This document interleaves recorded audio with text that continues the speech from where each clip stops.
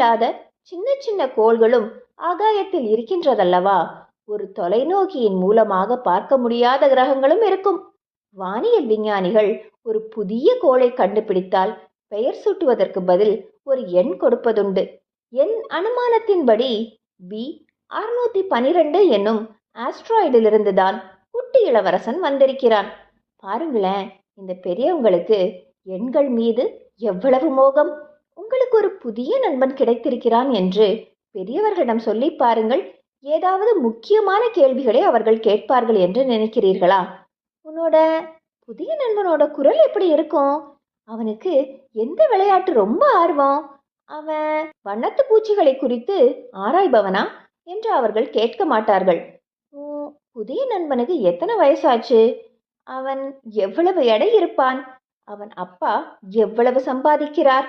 இவற்றை பற்றியெல்லாம் தெரிந்து